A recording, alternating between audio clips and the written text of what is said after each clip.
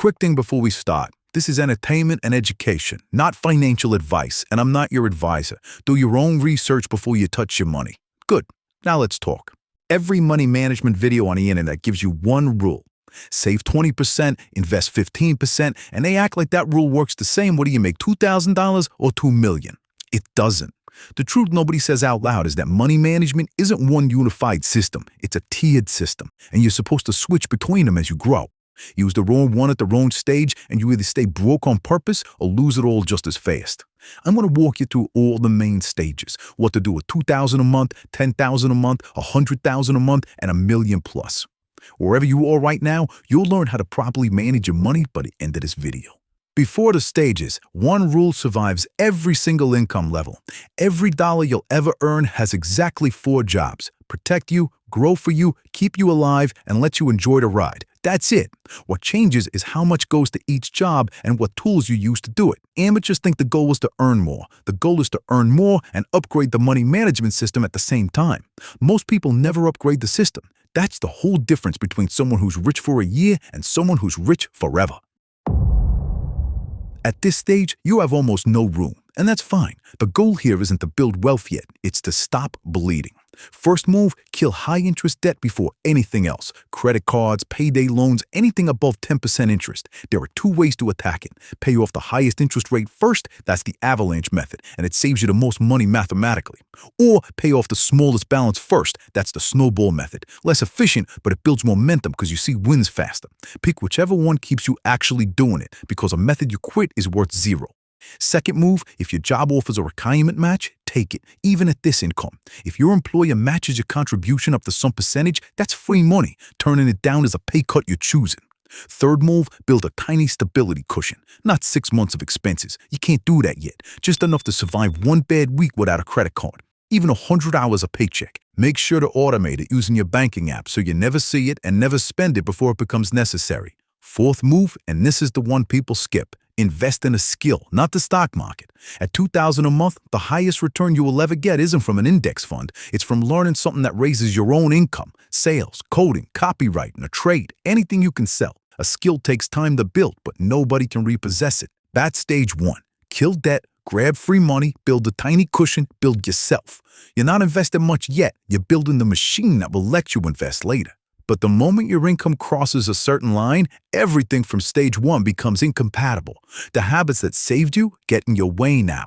And if you don't switch, you'll stay stuck at comfortable forever. Now you have room, and room is dangerous if you don't structure it.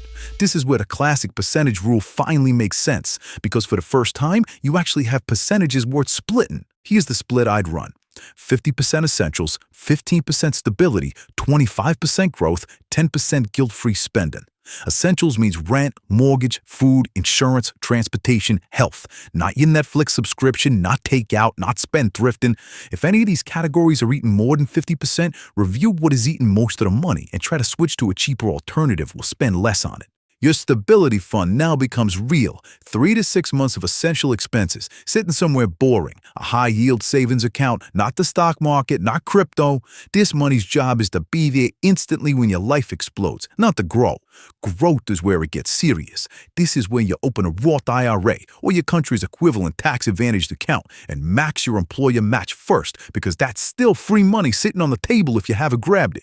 After that, the boring, correct move is index funds, not picking stocks. A simple mix, a U.S. market fund like the S&P 500 or NASDAQ 100, an international fund like MSCI EAFO or MSCI ACWI, maybe a government fund for stability. Automated, monthly, so you never have to think about it. And your 10% reward money isn't optional, it's structural. People who cut it out entirely don't save more long-term. They burn out and blow the whole system in 1 bad month.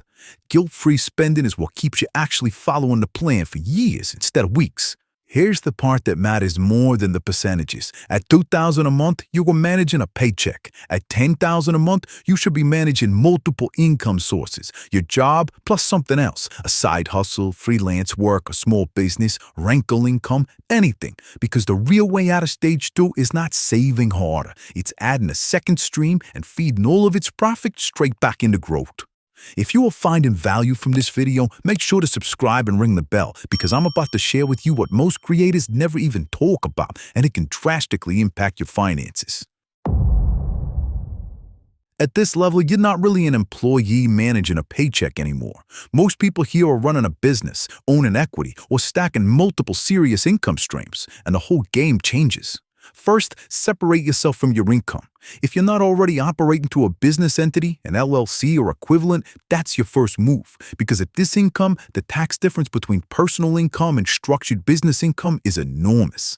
This is also where you stop doing your own taxes on a spreadsheet and hire a real accountant. At $2,000 a month, a spreadsheet is fine. At $100,000 a month, a good accountant doesn't cost you money, they save you from losing it.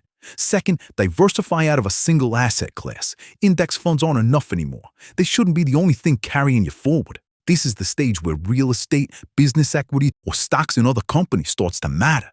Because now a market downturn in one asset class shouldn't be able to touch your whole net worth. Third, your emergency fund logic splits in two. You still need personal stability fund, but now you also need business runway, cash set aside to keep your business or income streams alive through a slow quarter, completely separate from your personal safety net. People who blend the two are the ones who go broke fast when business gets rough because they were quietly spending their emergency fund on payroll without realizing it. Fourth, and this is the actual danger at this stage, concentration risk. This is the mistake that's wiped out more high earners than bad spending ever has. One business, one property, one stock, one client. If your entire $100,000 a month depends on a single thing, you don't have wealth. You have a very well-paid tightrope walk. The fix isn't complicated, it's just uncomfortable. Force yourself to build a second and third income source before you think you need to, not after the first one wobbles. At this level, growth stops being the priority. Protection becomes the priority. You've already proven you can make money. The entire game now is making sure you can't lose it all in one bad decade. This is where trust and estate planning stop being something for old rich people and become something you actually need to control what happens to what you've built and to keep it from being torn apart by probate, lawsuits, or bad luck. This is also where you stop being a one-person operation and build an actual team, a tax attorney, a wealth manager, sometimes a full family office. Because at this income, doing it yourself isn't scrappy anymore, it's reckless. Nobody manages 8 figures alone and keeps it. Diversification also changes shape one more time, not just stocks versus real estate anymore, but assets that don't move together at all. Businesses, property, public markets, private investments, sometimes even collectibles, art, or alternative assets, deliberately uncorrelated. So no single event, a crash, a lawsuit, a bad year in one industry, can take it all down at once. And the guilt-free spending category doesn't disappear either, it just grows up. Here's the thing though, you probably just watched 3 stages that don't apply to you yet. That's fine, that's the point. Save this video, not to rewatch it today, to come back to it the exact moment your income jumps to the next tier. Because when that happens, you won't remember the details, you'll just remember that a video exists that already told you what to do next. That's worth more than watching it twice this week and forgetting it by Friday. If you're at stage 1 right now, kill the debt, grab the free match, build the tiny buffer, invest in yourself. That's genuinely all you need to do today. Save this and don't open it again until your income actually moves. Leonardo out.